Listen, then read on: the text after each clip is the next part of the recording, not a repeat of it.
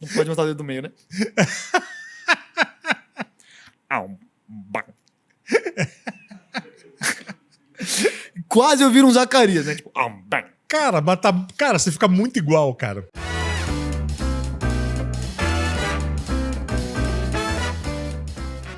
Como é que você começou no humor? Cara, Tem quanto tempo? Tem um tempinho já. Que eu comecei profissionalmente desde 2013, assim. Aham. Eu trabalhei muito com humor no bastidor, né? Pra poder aprender um pouquinho mais como que era feito o humor. Então eu fui roteirista, fui editor, fui cinegrafista, fui o cara do som pra muito comediante, o cara da luz. Ah, isso é bom, Em cara. teatro. Rodei bastante, assim, antes de fazer o meu próprio conteúdo, o meu show, né? Então, desde 2013 aí, primeira vez que eu subi num palco pra fazer um número. Na época eu fiz o Ronald Golias, que é um personagem que eu fazia quando eu era criança.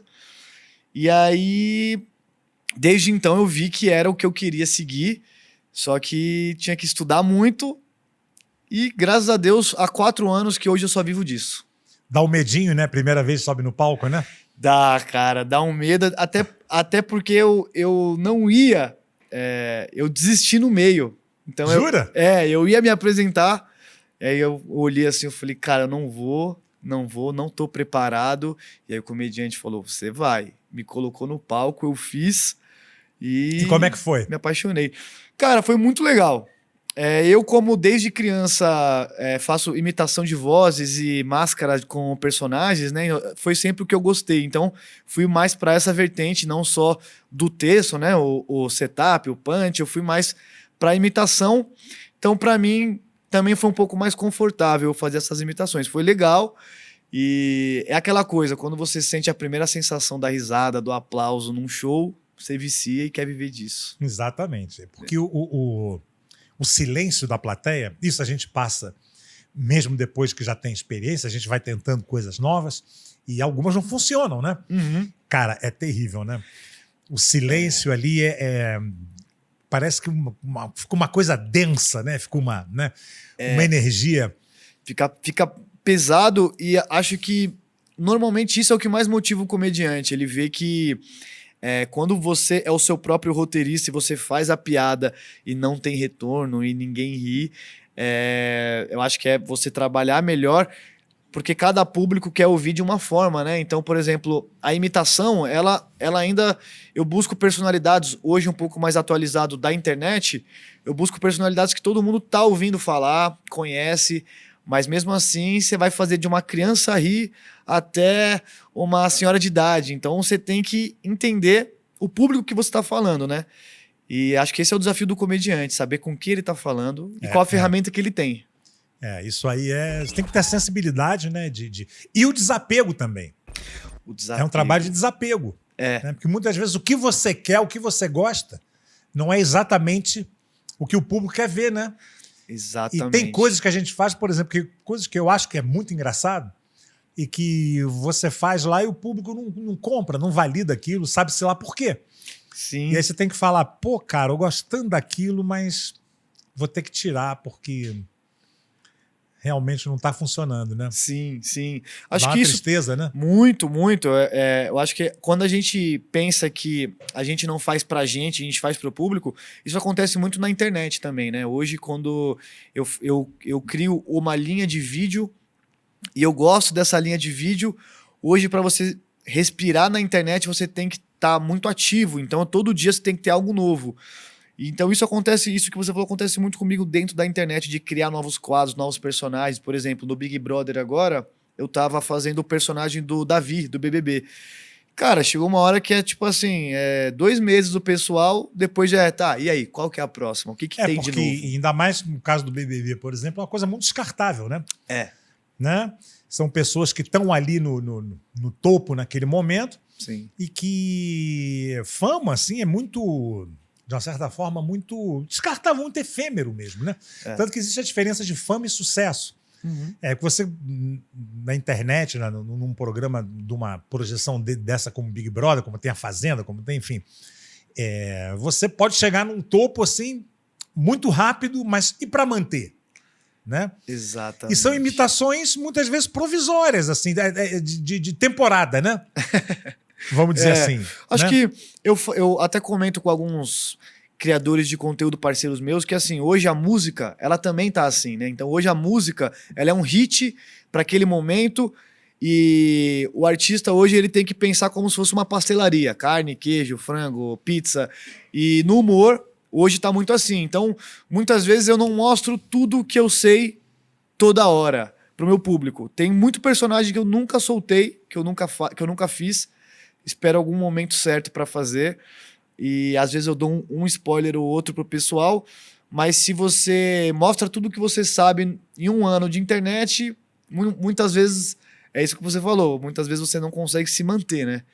Então, é entender que na internet vai ter o alto, o baixo, o hater, o seu fã, vai ter a sua questão pessoal que tem que estar muito equilibrada também para você poder estar com o profissional em dia. É todo dia o pessoal vendo o seu dia a dia, então é um desafio, cara. Ser comediante, criador de conteúdo, humorista, é um desafio, mas eu gosto. Total. Uhum. E fazer o que gosta é um privilégio muito grande, né? Sim.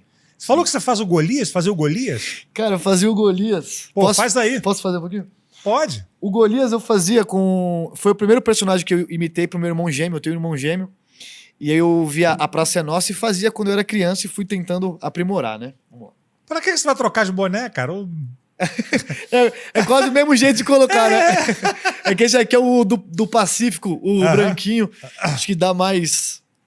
Dá mais. Dá mais Dá. a liga, né? É mais ou menos assim, ó. Ô, Clima, fala pra mim, Carlos Alberto de Nóbrega. Ó, fala pra mim, Xusque. Ó, tamo junto, hein, Niso? Pô, o Golias era um gênio, velho. Um gênio. O Golias era foda, cara. Meu pai era um grande fã do Golias. Cara, Era. isso... Um dos ídolos do... Sério? Não sabia. Sério? Não Sério? sabia. Meu pai começou como imitador. E foi como ele realmente teve Embora ele não fosse tão exímio imitador, ele tinha um cara que tinha uma capacidade vocal incrível. Sim. E ele dizia uma frase que era sensacional. Ele tinha o Zé Vasconcelos, que foi o primeiro stand-up brasileiro. Esse sim, um imitador assim, top. E ele falava, bom, ser engraçado como o Golias eu não vou conseguir ser. Nem tão bom imitador como o Zé Vasconcelos. Então você é o cara que faz muitos personagens. E ele se achou assim. Criou um estilo, né? Caramba, eu não sabia. É, você vê, o Golias, pô, tinha um respeito pelo Golias incrível. Absurdo, né? É. Eu acho que, não sei se foi ele que deu um depoimento uma vez de... não, foi do Charlie Chaplin. De ele consegue fazer um bem feito, eu faço vários para poder... Exatamente. Para poder ser... Ele disse também uma coisa que as pessoas falavam assim, pô, Chico, se todo mundo fala aí do Charlie Chaplin e tal, mano... Cara, Charlie Chaplin fez um personagem. Você fez mais de 200. Ele falou, pois é, o Charlie Chaplin ganhou o mundo com um personagem. Eu tive que fazer 200 para conseguir chegar em algum lugar. Então, Charlie Chaplin com certeza tem muito valor também, né? Sim. Porque, cara, o cara conseguiu com um, né? Sim. E Charlie Chaplin era palhaço, né? Era outro pantomima, palhaçaria, né? Como a gente chama. Né? Tanto que o Chaplin falado não é muito bom.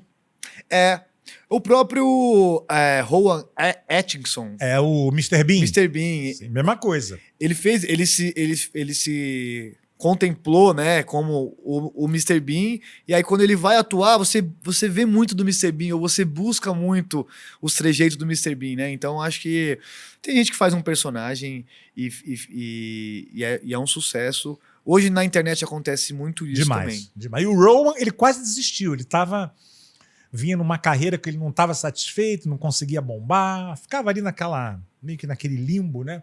Aí ele criou o Mr. Bean, cara, e virou um sucesso mundial, né? Cara, que legal. Sem dizer uma palavra, né? Sem dizer uma palavra. Eu tô treinando o Mr. Bean também. Ah, jura? Em breve, eu sei alguns trejeitos pra fazer pro público, mas eu posso fazer um pouquinho aqui só? Por favor. É como se eu estivesse abrindo um papel de rascunho aqui, que é como eu tô fazendo ele.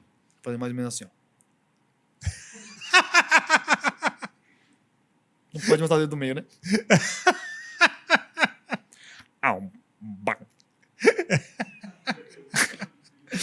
Quase eu viro um Zacarias, né? Tipo, Cara, cara, você fica muito igual, cara. Fica meio parecido, né? Fica muito parecido. Quando você começou, você viu a risada da galera aqui atrás, né? O retorno, Eu tô estudando esse personagem, quando eu soltar eu quero E fazer. o pessoal que quando ri, eu vou te falar, é que o negócio funcionou mesmo. É de verdade. Então eu vou fazer hoje. Tem uma coisa que se você agradou a técnica, meu amigo, pode crer que é sucesso. Né? Obrigado à técnica, então. Tá aprovado o personagem. Eu espero fazer na internet, eu quero fazer o Mr. Bean como se fosse o Mr. Bean na geração Z. Então, por exemplo, o Mr. Bean arrumando um ring light para gravar uma dancinha. Então cai o tripé do celular, aí cai o tripé. Porque eu me vejo muitas vezes, acho que se o Mr. Bean fosse atualizado hoje, seriam esses os problemas atrapalhados da sociedade, né? Colocar um tripé, um celular no tripé, ou pedir um Uber e não achar o carro e ficar com esses problemas atuais, que o Mr. Bean ele tinha muito no trem, no mercado, né? Então eu quero trazer o Mr. Bean para um outro lado, o Mr. Bean empinando pipa, talvez algo bem brasileiro também. Isso é bom quando você pega um personagem assim famoso e você bota ele num contexto assim inusitado, né? Que a gente está acostumado a ver o Mr. Bean, também tem uma coisa, o humor tem uma coisa muito cultural, né? Então ele levava muito as situações dele para coisas britânicas, né? Que tem a ver com a realidade dele, com o dia a dia dele. Sim. Então você trazer ele, um personagem tão conhecido, para um contexto completamente inusitado, né? Como você falou, o Mr. Bean não é da época de internet, né? Sim, sim. Então não tinha piadas de internet, porque não fazia parte da realidade de ninguém naquela época. Exato. Então você trazer ele para uma coisa estranha, uma coisa... Eu acho bem interessante, cara. Legal. Eu tô com essa ideia, né? Até algo que é tradicional, por exemplo, o Mr. Bean lutando boxe. Acho que nunca teve esse episódio. E acho que é algo dele se atrapalhar para colocar a luva, ou dele... enfim, né? Acho que tem algumas situações que dá para fazer. E eu queria aproveitar esse jeito do brasileiro bem original para compor o personagem, mas quando eu tiver satisfeito mesmo com os trejeitos, eu vou fazer. E o humor físico é bacana, né? Cara, eu gosto muito. Eu gosto. Eu gosto muito. Humor, o próprio Chaplin, o Mr. Bean, são gênios em você conquistar um número enorme de pessoas, sem você dizer uma palavra, né? Jerry Lewis também, com o número... Da máquina, né? Da máquina de... Jerry Lewis era uma figura, cara. Figuraça. E eu tinha... Agora uma curiosidade, eu tinha um cabelo enrolado e grande assim, e me chamavam de coalhada. Ah, jura? Me chamavam de... Cara, eu trabalhei com o Diogo Portugal 5 anos com ele. Eu era quase o braço direito dele, então a gente viajava junto e tal. O Diogo é uma figura. Uma figura, cara. Fui roteirista da Fritada também uma época, editor e tal. E aí ele me chamava muito de coalhada também. Ele falava, cara, você parece o coalhada e tal. Então isso acho que me ajudou também a poder beber muito da fonte tradicional e da nova, né? Então... são ídolos diferentes, de épocas diferentes, né? Hoje eu acho que um cara que eu admiro muito do digital é o Whindersson Nunes, que eu tive o prazer de gravar com ele uma imitação no YouTube também, no canal dele. E acho que são gerações, né? E o clássicos é importante você, né? Mesmo que você não vá usar aquilo na prática, você tem que absorver os grandes clássicos, né? Para você poder se nutrir. Sim. De informações, que eu acho que o nosso trabalho é muito isso. Só o talento não basta, né? Exatamente. O talento ele é um diamante bruto, que ele vale alguma coisa. Mas se você lapidar, com certeza ele vai valer muito mais.